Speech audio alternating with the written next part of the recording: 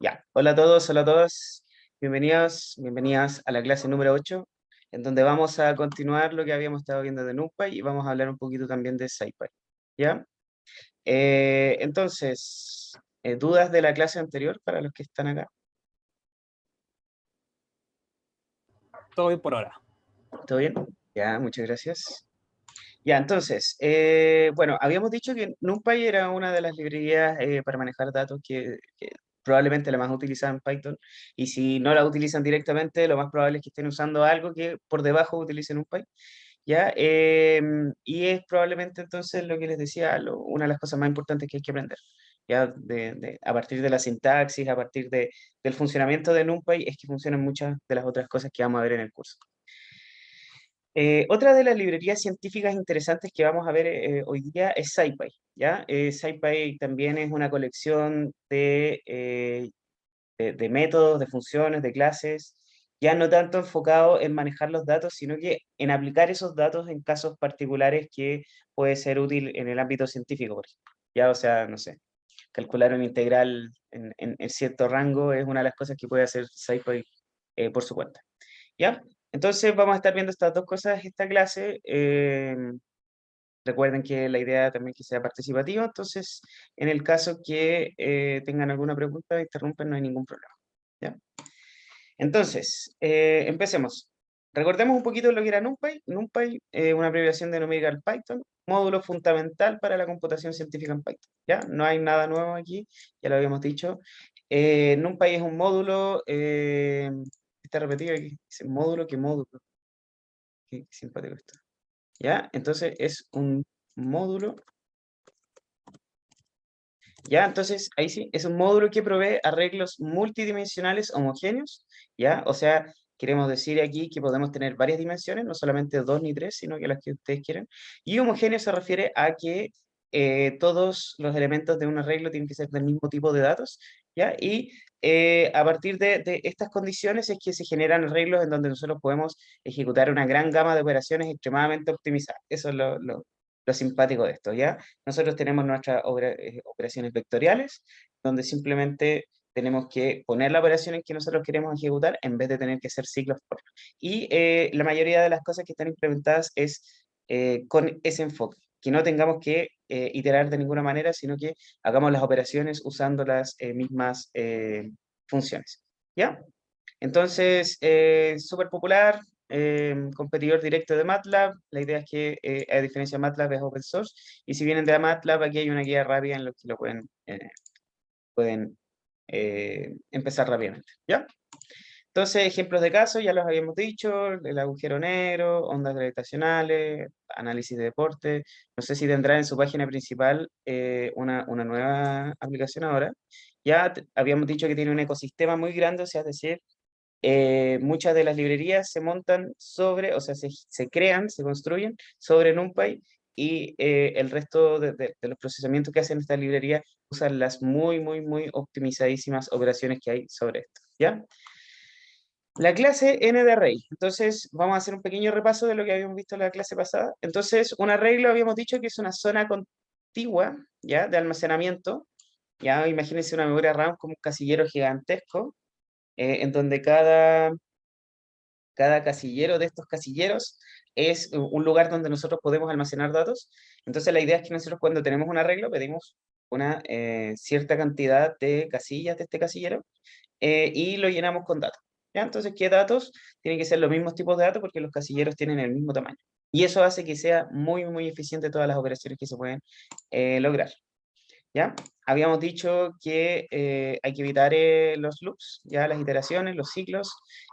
¿Por qué? Porque todo esto se hace a través de código vectorizado. O sea, es decir, nosotros ejecutamos directamente funciones, y esas funciones entonces hacen la iteración por detrás y están mucho más optimizadas, y están escritos en un lenguaje de más bajo nivel, que es mucho más óptimo que lo que hace Python por defecto. ¿Ya? Continuamos entonces con la clase anterior. Ya no, de hecho, todavía estamos un poquito atrás. Habíamos visto nuestro ejemplo de nuestro tetraedro, ¿cierto? Entonces era un conjunto de 4 puntos que definían un tetraedro, y cada punto tenía una coordenada X, Y y Z, ¿ya? Entonces, recuerden que estamos viendo el pequeño repaso. ¿Ya? Entonces nosotros podemos generar un tetraedro, que sería básicamente esta figura que estamos viendo acá. ¿Ya? Y la idea de esta figura entonces es que a partir del arreglo que acabamos de generar, que sería este de acá, podamos entender los atributos que tiene cada uno de los arreglos. ¿Ya? Entonces, aquí tenemos, por ejemplo, los ejes. Los ejes son al final la cantidad, o sea, son las dimensiones que posee un arreglo. Ya en este caso, este arreglo que estamos viendo acá, este punto tiene dos axis, tiene el 0, que en este caso se refiere a las filas, y el 1 se refiere a cada uno de los elementos de la fila. ¿Ya? Número de dimensiones, tenemos dos. Shape, con shape podemos ver el tamaño de cada una de las dimensiones. Para el eje 0 tenemos 4 elementos, para el eje 1 tenemos 3 elementos. ¿Ya? Acuérdense, 1, 2, 3, 4. Y para cada uno, 1, 2, 3. ¿Ya? ¿Pablo? ¿Sí? Me confundí con la definición de dimensiones, que la verdad nunca me quedó un poco claro. ¿Cómo era? Ya. ¿En qué parte específicamente? Me acuerdo clarito como del ejemplo del que se preguntaba por qué no son tres y son dos. ¿Ya? Nunca la entendí bien, la verdad. Ah, ya, ya, ok. Ya, aquí, en este caso de acá, nosotros tenemos dos dimensiones. Puedes verlo quizás como la cantidad de arreglos que tienen los arreglos, que tienen los arreglos, y así sucesivamente. En este caso de acá, fíjate que aquí hay un arreglo que tiene arreglos adentro, ¿cierto? En este caso, entonces, la dimensión es 2. Dos, ¿por qué? Porque tenemos esta dimensión, que serían los datos que tenemos adentro, y además tenemos una dimensión externa que almacena ese tipo de datos también. Y si entonces tuviésemos otra lista concatenando esas listas, sería tres, por cierto. O sea, una lista de listas. ¿Ahí sería tres? Claro, ahí sería 3. En el caso que nosotros Una hiciéramos regla, esto, una regla, una regla. Eso, claro. claro. Entonces, había Claro, una una función regla. que habíamos visto. Claro. ¿Perdón? Porque estas no son listas, son arreglos. Son arreglos, claro. Es distinto a las listas. Las listas Claro. implícitamente solamente tienen una dimensión y no tienen más. Y la dimensión tiene elementos y los elementos pueden ser cualquier cosa. Ahí está la Perfecto. diferencia entre arreglos y listas. Ya, Buenísimo. fíjate entonces que este arreglo que acabamos de generar acá, dijimos que tuviera una dimensión más, ¿ya? Y esta función reshape, que nos permitía cambiarle el tamaño a esta cosa, lo que hacía era, en este caso, cuando nosotros agregamos un 1 acá antes, nos permitía agregarle una dimensión más externa. Entonces, fíjate que lo que tenemos acá son arreglos, ¿ya? Y tenemos arreglos de esos arreglos, y además, externamente, hay otro arreglo más que contiene esta cosa. ¿Ya? Este era muy parecido al caso que nosotros teníamos de... em, a ver, vamos a ver si funciona. Por ejemplo, en el caso que nosotros teníamos el tetraedro cuando se iba modificando las dimensiones, digo, los puntos que los definían y iban tomando nuevas formas, ¿ya? Entonces, cuando tomaban nuevas formas, y lo guardábamos todo en un arreglo, lo que estamos haciendo al final es añadir una nueva dimensión que es la que nos indicaba el tiempo, precisamente el tiempo o el estado actual del tetraedro. Ya no sé si funciona esto. Me faltó uno esto. Ya, claro, aquí entonces tenemos ese mismo ejemplo. Supongamos que este es el ejemplo, el tiempo cero y este es el tiempo uno. Entonces en el tiempo cero está esta modificación en particular y el tiempo uno está en esta otra modificación en particular, que bueno, sumémosle por ejemplo uno. ¿Ya? Entonces, así es como va moviéndose nuestro tetraedro a lo largo del espacio. ¿Se entiende? Ya, buena. Sí, sí, sí, sí. Buenísimo, gracias. Ya, ok, qué bueno. Ya, entonces, lo otro que habíamos visto en la clase pasada era los indexados, ¿ya? Entonces, la idea de los indexados es que nosotros pudiéramos acceder a ciertos elementos de nuestros arreglos de forma obviamente directa y que además nosotros podíamos no solamente tener indexado en la dimensión externa, que es como lo que pasa en las listas de Python, sino que además nosotros podemos seleccionar directamente puntos dentro de los arreglos. ¿Ya? Entonces, por ejemplo, en este caso, vamos a ver de nuevo nuestro arreglo puntos. Si nosotros sacamos puntos de 1, lo que vamos a estar sacando va a ser este valor que está acá, que en este caso sería el segundo elemento de el arreglo grande. O sea, es decir, en este caso estamos sacando el segundo vértice. ¿Sí? ¿Sí? El segundo, ¿no? Segundo, ¿no? Vértice. De nuestro arreglo, no, segundo no. ¿Ya? Entonces, en este caso de acá, por ejemplo, es distinto a este otro de acá porque fíjense que acá lo que estamos pidiendo es un slice. O sea, en este caso de acá no solamente estamos pidiendo que nos retorne ese elemento en particular, sino que queremos una colección de esos elementos. Por eso aquí nos retorna con 2 dimensiones y aquí solamente nos retorna con una. ¿Ya? Hay que tener mucho cuidado porque fíjense que pareciera que es una sutileza, pero la diferencia está en que este de acá tiene dimensión 2 y este de acá solamente tiene dimensión 1. O sea, aquí estamos representando solamente un punto y aquí colecciones de puntos. ¿Ya? En el caso que hubiéramos puesto 3 acá, entonces fíjense que sacamos este punto de acá y este otro punto de acá. ¿Ya? Eso. Entonces vamos a avanzar un poquito más rápido. ¿Ya? Y lo otro es que no necesariamente podíamos sacar los primeros puntos, sino que además lo que podíamos hacer, bueno, veamos este ejemplo acá, es seleccionar elementos de la dimensión interna. ¿Ya? Que en este caso tenemos acá las filas y aquí tenemos las columnas, entonces cuando nosotros hacemos desde el 0 hasta el 1, lo que le estamos diciendo es que solamente pásame las coordenadas que están en esa ubicación, que en ese caso serían estas de acá. ¿Ya? No, perdón, estas de acá, ahí sí, sí, porque estamos pidiendo las coordenadas en el eje X. ¿Ya? Si nosotros quisiéramos las coordenadas del eje X y el eje Y, entonces podemos hacer esto y nos va a pasar las primeras 2 coordenadas. ¿Ya? En el caso que queramos todas, vamos a poner 2 puntos, ¿no? Simplemente. De hecho. ¿Ya? Si ponemos esto, si ponemos solamente la 0, de nuevo nos va a retornar un arreglo. Fíjense que aquí de nuevo pierde la dimensión. ¿Ya? Y esto es bien importante porque ya ahora lo que tenemos es simplemente un arreglo plano de los números que estaban acá. Cuando en verdad quizás lo que nos servía era conservar la estructura y decir, ¿sabes qué? Aquí tengo la colección de solamente las coordenadas del eje X. ¿Ya? ¿Dudas hasta acá? ¿No? Perfecto, todo bien. Ya, la segunda parte, lo segundo que vamos a ver es el broadcasting, ¿ya? En esta clase de NumPy, y creo que con esto ya terminamos de ver derechamente NumPy. El broadcasting, perdón, es la forma en que NumPy trata las operaciones entre arreglos de distinto tamaño, ¿ya? Entonces, a diferencia de una lista normal en Python, por ejemplo, si nosotros tenemos esto, ¿ya? Tenemos esta lista, nosotros a la lista no podemos hacerle lista más 1, ¿cierto? Y lo que nos va a decir es que solamente se puede concatenar porque está esperando de alguna manera concatenar este elemento. O sea, es decir, agregarlo al final una especie de ese tipo de operación. ¿Ya? Entonces, no vamos a tener esa posibilidad con las listas nativas de Python, pero si nosotros hacemos un arreglo, que es el caso de acá, si nosotros a ese arreglo le sumamos 1, entonces va a entender directamente que lo que queremos es a cada uno de los elementos sumar 1. Eso lo habíamos visto en la clase pasada en el momento que estamos viendo las operaciones con los arreglos. Entonces la pregunta es, y lo extraño es que, bueno, aquí lo que estamos sumando, y si nos vamos a pensar en los tipos de datos que tenemos, estamos sumando un arreglo más un entero. Entonces, ¿qué sentido tiene sumar un arreglo más un entero? Y aquí viene todo el mecanismo que estamos conversando de broadcasting.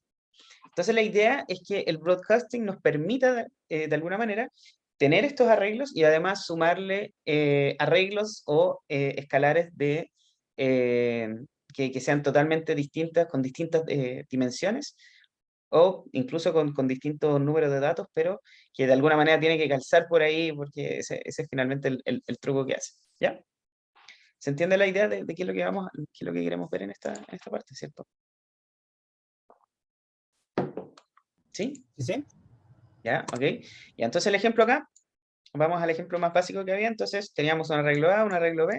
Si nosotros multiplicábamos A por B, lo que nos daba es simplemente la multiplicación. ¿Ya? Elemento a elemento. Aquí tenemos 2, 4 y 6. En el caso que nosotros quisiéramos multiplicar por 1, lo mismo que vimos recién, lo que pasaba era que nosotros podíamos derechamente multiplicar por 1. ¿Y qué es lo que pasó verdaderamente? Verdaderamente, de forma interna, y si ustedes hubieran hecho un loop o una iteración para poder resolver esto, lo que ustedes hubieran hecho era una cosa así como for A, for I in A, entonces A por 1, una cosa así, ¿cierto? Incluso podrían haber hecho un arreglo gigantesco C en donde tuvieran la misma cantidad de unos por todas las dimensiones, y lo que hubieran hecho ustedes sería una cosa así, length range de A. O sea, finalmente aquí este es el índice de cada uno de los elementos, van a ir recorriendo 0, 1, 2, y por cada uno de esos elementos lo que iban a hacer era A de I por C de I, ¿ya? Entonces iban a ir obteniendo, por ejemplo, en este caso, 1 por 1, después 2 por 1, después 3 por 1. ¿Ya? La intuición que hay debajo del broadcasting es esto, es simplemente esto, que en el caso que nosotros tengamos este arreglo, por ejemplo, de 1,2,3, y nosotros lo queramos multiplicar, por ejemplo, por 2, lo que se va a hacer es que se va a extender este número 2 en un arreglo que calce con las dimensiones originales de nuestro arreglo, que sería este de acá. Entonces lo que vamos a tener es que va a ser 1 por 2, 2 por 2 y 3 por 2, que sería el resultado que vamos a obtener en este lugar desde acá. ¿Ya? Ahora, obviamente no solamente podemos limitarlo a escalares, sino que también podemos usarlo con arreglo, porque esa sería la idea. O sea, por ejemplo, en el caso de que nosotros tengamos esta matriz extraña acá, que tenemos 0, 0, 0, 10, 10, 10, 20, 20, 20, 30, 30, 30, y le queramos sumar a eso 0, 1 y 2, lo que va a interpretar, nunca ir por debajo, es que ustedes a cada uno de los elementos de las filas le van a querer sumar 0, 1 y 2. ¿Ya? Entonces aquí, por ejemplo, tenemos 0, 1, 2, 10, 11, 12, 20, 21, 22, 30, 31, 32. Y lo que se hizo es que fue hacia abajo, ¿ya? No en este caso no hacia el lado, sino que hacia abajo, en donde se simuló que se tenía un arreglo más grande y que para poder hacer la operación elemento a elemento. ¿Ya? ¿Se entiende? ¿Sí? Sí. Ya. Una de las cosas interesantes de esto es que, bueno, obviamente no se hace verdaderamente esta operación. ¿Por qué? Porque imagínense ustedes quisieran sumarle un arreglo de esto y esto de acá tuviera, no sé, 80 millones de filas hacia abajo. ¿Sería eficiente en memoria simular eso? Y la respuesta es no, porque no quisiéramos tener 80 millones de 0, 1 y 2, sino que derechamente se hace la operación, pero se simula que se tiene algo de este estilo. Entonces, de todas maneras, la operación es eficiente en memoria, no hay que preocuparse por eso. ¿Ya? Ahora, obviamente un broadcasting puede que no funcione ya que no se van a calzar las dimensiones. Y esto es súper importante y es lo que muchas veces limita a usar este tipo de operaciones.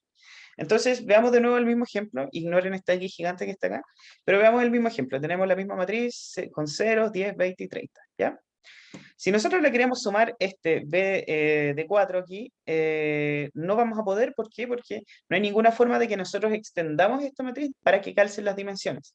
O sea, este 3 de acá nos quedaría totalmente afuera y esto va a terminar al fin del día lanzando una excepción. Entonces la pregunta es, ¿qué habría que hacer aquí para que esta operación funcione? Para que sea una operación válida.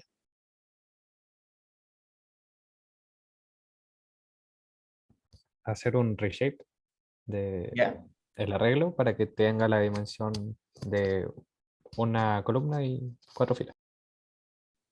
Claro, o sea, en la práctica sería mover este 1 hacia acá, este 2 hacia acá y este 3 hacia acá, ¿cierto? Sí. Efectivamente. Y lo que nos quedaría sería algo del estilo de que ahora, en vez de sumar como lo hicimos acá, quedaría, por ejemplo, acá 0, 11, 22, 33 y así sucesivamente con estas filas y estas filas. Serían más o menos la misma fila de los tres. Ya, o sea, quedarían la misma fila de los tres. A eso me refiero. ¿Ya? Entonces aquí comprobamos un poco el funcionamiento, definimos, a ver, vamos a ver si se puede hacer un poquito más interesante. Ya, no se puede, no tan rápidamente. Sí, ya dejémoslo simplemente con once, ¿ya? Entonces aquí tenemos 1, 1, 1, para todos lados tenemos 3 filas, o sea, 3 columnas y 4 filas. Ya, si lo multiplicamos por 10 nos queda esto. Fíjense que aquí no hay ningún problema, porque con el escalar simuló que se hacía una matriz de todo este tamaño, ¿ya? En el caso de tener un arreglo o una lista, que aquí lo interpreta como directamente si fuera un arreglo, pasa eso, o sea, aquí no hay ningún problema. ¿Ya? En el caso que nosotros, por ejemplo, hubiéramos querido multiplicar así, de este estilo, ¿qué es lo que nos debería haber dado? Esto, ¿ya? Entonces, se amplió la matriz hacia abajo y yo multipliqué esos 1 por esto repetido varias veces hacia abajo. Es lo mismo que habíamos visto recién, pero esto es para que me crean que sí funciona en el, respecto al código. ¿Ya? Y aquí este es el caso en el que fallaba, ¿cierto? Yo tenía mi matriz de puros unos, pero tenía solamente 3 elementos en la primera dimensión, no 4. Entonces aquí yo declaré uno con 4 elementos en la primera dimensión y no puedo hacer la suma, fíjense que incluso nos da value error porque lo que nos dice es que no se puede hacer un broadcast, ¿ya? De hecho, cuando ustedes vean, hagan una operación y vean que el error que les está saliendo es de broadcast, entonces significa que hay alguna dimensión en donde ustedes no están calzando y no van a poder hacer la operación, ¿ya? Por eso también es invaluable que estos sean buenos mensajes de error y que los mensajes de error también se entiendan, ¿ya? Otro ejemplo, bueno, aquí en este caso, fíjense que ahora definimos unos, pero definimos unos de esta manera, ¿ya? Y lo que vamos a hacer en este caso es sumar A más B, y aquí fíjense que ahora se extiende hacia la derecha y se genera entonces este broadcast que estamos viendo acá, ¿ya? Más información en este link. En la práctica es más o menos lo mismo que sale acá, pero puede que salga uno que otro detalle más, ¿ya? Entonces, con Broadcast ya prácticamente vimos el 90% de lo que NumPy podría ofrecer, ¿ya? Ahora pueden decir, bueno, no era tanto, sí es cierto, no es tanto, pero la implementación de estas operaciones son tremendamente poderosas, ¿ya? Y eso es lo importante, que nosotros entendamos que es una librería tremendamente extensa, amplia, útil y que va a ser fundamental en lo que nos va a quedar del curso, ¿ya? ¿Dudas?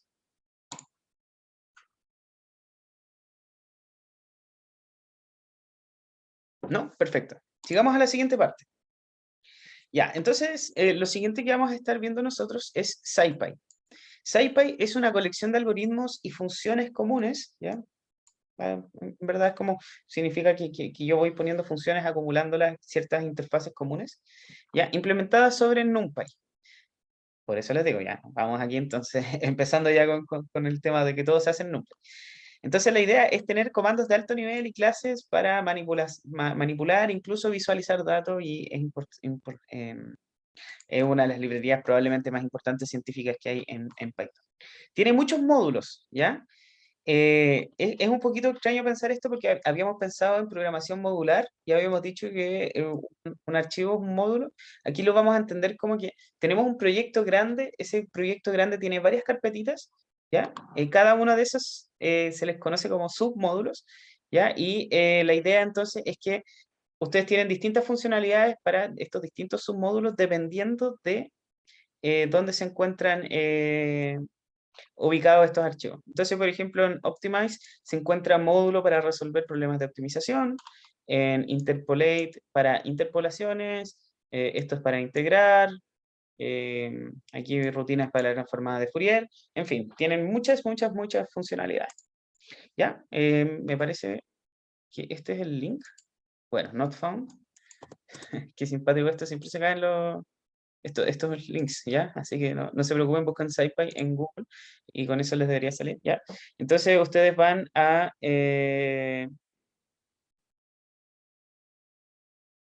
vamos a ver la documentación. Supongo que sería esta. Parece que está medio caída la cosa. Ah, aquí está, claro. Es una página nueva, parece. Ya, claro, sí, es una página nueva. Entonces van aquí a documentación y aquí debería estar el user guide. Fíjense que tanto NumPy, de hecho vamos a la página de NumPy, tanto NumPy como SciPy tienen una interfaces muy similares en donde ellos muestran la documentación y en general lo que uno debería estar al tanto. ¿Ya? NumPy acá. Fíjense que es muy parecida a la página y si ustedes van a documentación, les va a mostrar más o menos la misma cosa. Getting Start, User Guide, que en la práctica este User Guide debería cubrir todo lo que ustedes necesitan saber. ¿Ya? En el caso de SciPy es más o menos lo mismo. Si vamos al User Guide, entonces aquí nos explica entonces que ellos tienen varios módulos de distintas cosas y que ustedes lo pueden usar fácilmente, por ejemplo, el de procesamiento de imágenes. ¿Ya?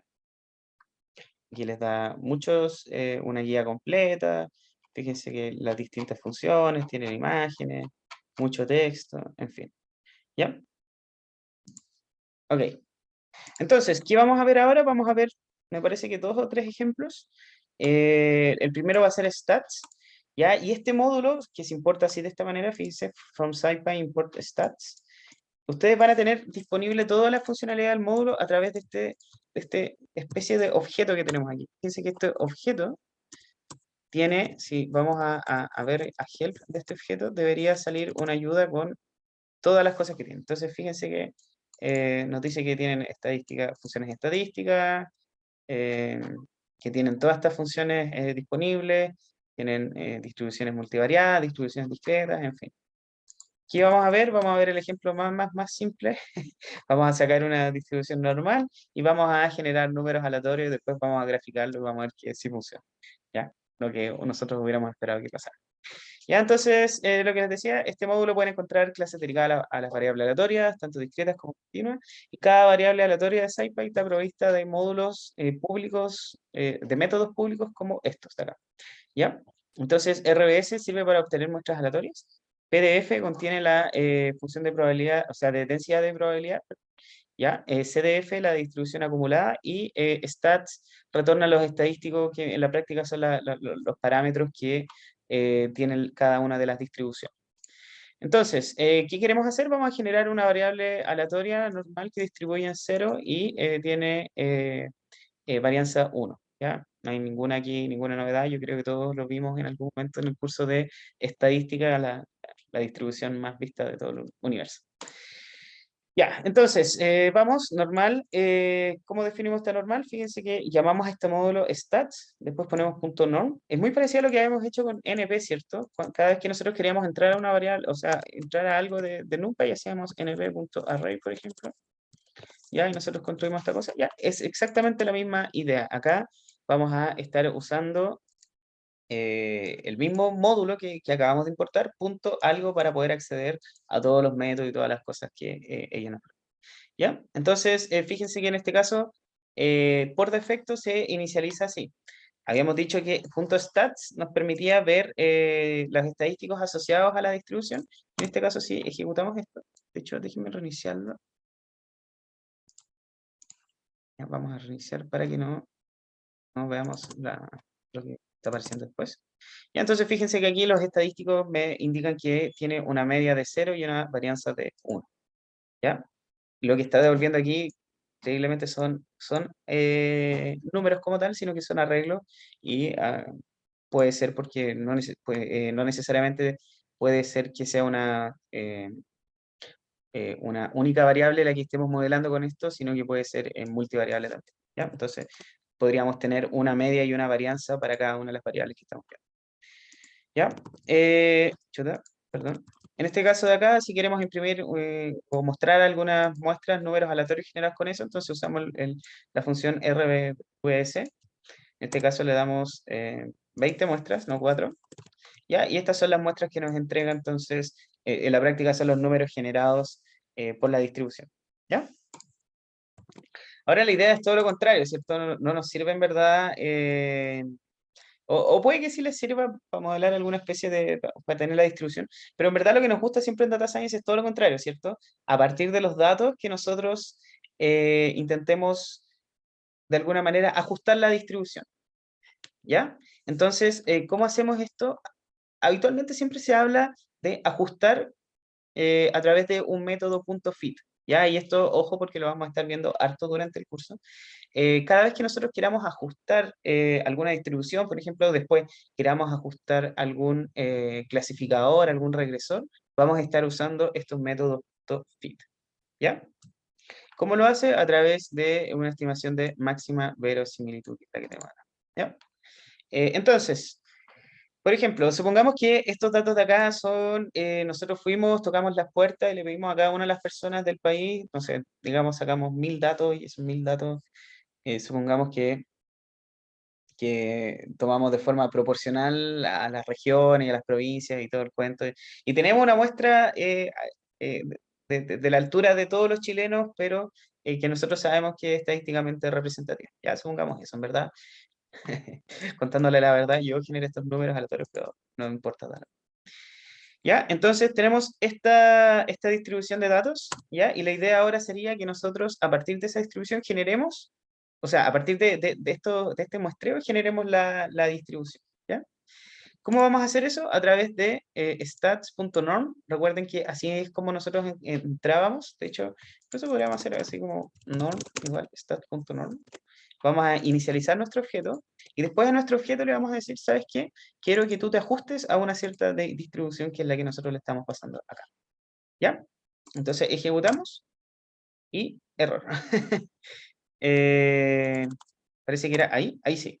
¿Ya? Entonces stats.norm, después le ponemos .fit y lo que decimos después es que se estima que la media es de 169 y que la varianza es de 17.70. ¿Ya? Esos son los datos que nosotros nos ajustamos. De hecho, después, ahora, en el caso que nosotros quisiéramos graficarla, lo que tenemos que hacer es,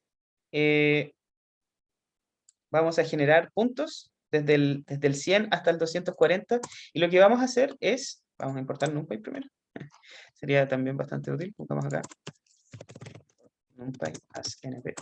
Vamos a generar puntos desde el 100 hasta el 240. Entonces la idea es que a cada uno de esos puntos nosotros le asignemos la probabilidad según la distribución que nosotros calculamos acá. Entonces, ¿cuál es la probabilidad de que alguien mida 100? Bajísima, ¿cierto? ¿Cuál es la probabilidad de que alguien mida 169? Y ese va a ser, como va a ser el promedio, es el lugar donde quizás puede estar más alta la distribución. ¿A dónde está ahí? 169. Y después vamos de nuevo al 239, es muy baja la probabilidad. Entonces vamos a graficar para este eje X que nosotros estamos generando, también vamos a graficar un eje Y en donde vamos a ver las probabilidades asociadas con otro. ¿Ya? Entonces aquí lo hacemos con PDF. Recuerden que PDF yo le pasaba un número y me retornaba bueno, esta era la función de densidad de probabilidad, y esta yo a cada uno de los números le asocio una probabilidad. Entonces fíjense que las probabilidades aquí son muy, muy, muy bajas, estamos hablando de probabilidades muy cercanas al cero. En este caso de acá son probabilidades del 0.02, por ejemplo, y de nuevo si nos alejamos muy abajo tenemos ese tipo de probabilidades muy cercanas al cero. Entonces grafiquemos, veamos lo que pasa. Pasémosle tanto el eje X como el eje Y. Vamos a graficar un histograma, después vamos a ver esto en un par de clases más. Pero lo importante que veamos es que no está definido. Plotly graph objects. Aquí sí debería funcionar. Claro, y aquí fue entonces lo que nosotros generamos. Entonces, por una parte, el histograma lo que nos muestra es cómo se está distribuyendo verdaderamente la altura, y por otra parte, lo que nos muestra es la función de densidad de probabilidad ajustada a nuestros datos, ¿ya? Entonces, esa es una de las formas que podemos usar este tipo de módulo. ¿Preguntas?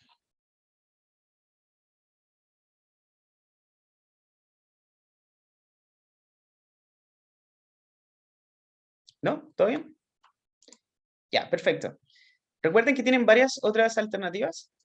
O si ustedes quieren ver cuáles son las alternativas, se van aquí al User Guide, alternativas de distribución, perdón. Van después a Stats, y aquí ustedes se encuentran, no sé, con Building Specific Distributions.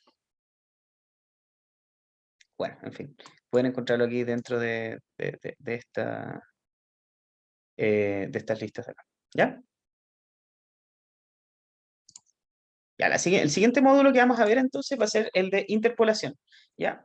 Una de las cosas interesantes que se pueden hacer, sobre todo cuando uno está trabajando, por ejemplo, con series de tiempo, es interpolar los datos que aparecen entre medio de la serie de tiempo para poder hacer un intervalo un poquito más continuo, ¿cierto? Es una de las cosas comunes que se quiere hacer, ¿ya? Entonces, existen distintas opciones de interpolación, ¿ya? De nuevo, nuevamente, si vamos acá, vamos a ver la documentación. Aquí está este módulo de interpolación. Entonces aquí, por ejemplo, tenemos interpolación en una dimensión, después tenemos otros tipos más, un poquito más sofisticados. De hecho, lo que vamos a ver va a ser el de una dimensión, y después eh, vamos a ir mejorándola con distintos tipos de mejoras, ¿ya? Entonces, vamos a importarla.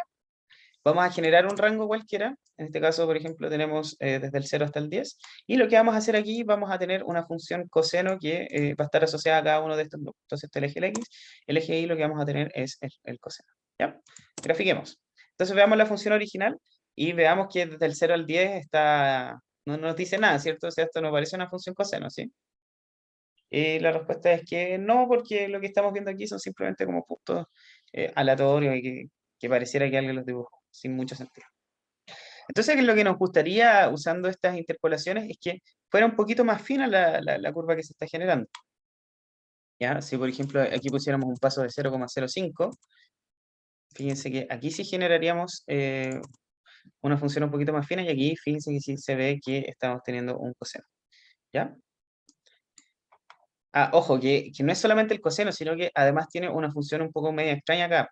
Claro, porque fíjense que no son solamente ciclos, sino que además se va cortando y va teniendo distintos patrones a medida que avanza dentro del dominio.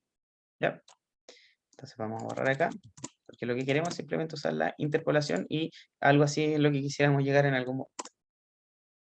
Entonces, para interpolar, vamos a crear primero un mallado más fino. La idea es que hagamos más o menos lo que hicimos recién, ¿cierto? Tratar de, vamos a ver, hacer esta noche. Va, qué extraño. Ya, entonces vamos a generar 50, claro, está prendido eso. Entonces vamos a generar 50 números entre medio. Cada uno de esos va a estar muy parecido a lo que hicimos anteriormente. Tenemos un espacio como en el que vamos sumando cada vez más este valor, ¿ya? O sea, acá es el doble de esto, 3, 4, 5, hasta llegar al 50 y generamos 50 entonces ejemplos en el eje X. ¿Ya? ¿Y qué es lo que hacemos para interpolar entonces? Vamos a este módulo interpolate, lo habíamos importado un poquito más arriba, y después usamos la interpolación, esta función que tenemos acá. Entonces ejecutamos y fíjense, para cada uno de los ejes, o sea, de los X que nosotros generamos también un valor asociado a el valor Y. ¿Ya? Entonces, vamos a también no solamente generar una interpolación de una dimensión de forma lineal, sino que también podemos generar una cúbica. Y la cúbica se supone que podría darnos mejores resultados que lo que nosotros estamos esperando. Entonces, vamos a graficar. Y fíjense que los datos interpolados nos quedan así.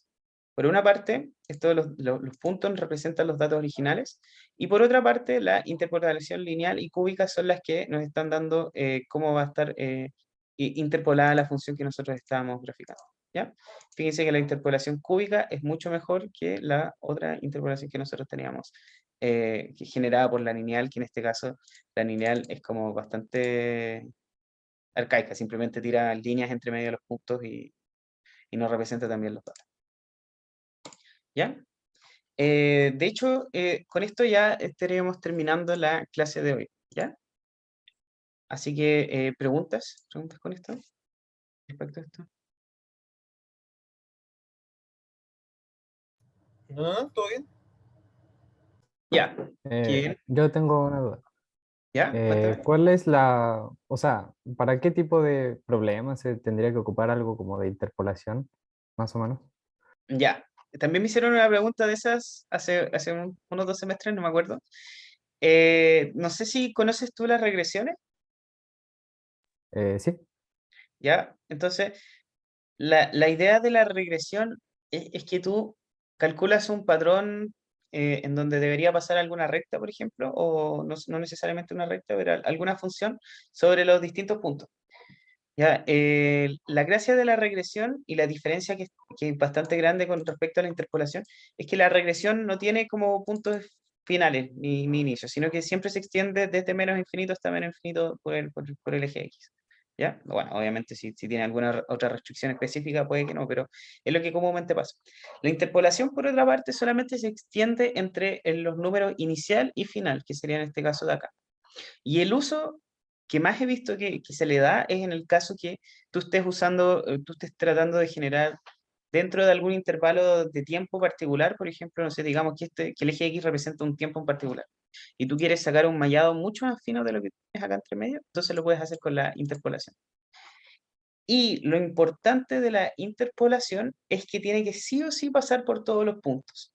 No necesariamente como con respecto a la regresión, que la regresión puede fallar y de hecho lo que pasa siempre es que falla, ¿cierto? no pasa por todos los puntos. No sé si se entiende la respuesta. Sí, se entiende. Perfecto. Gracias. Ok.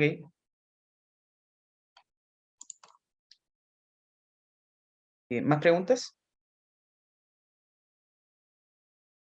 Yo no.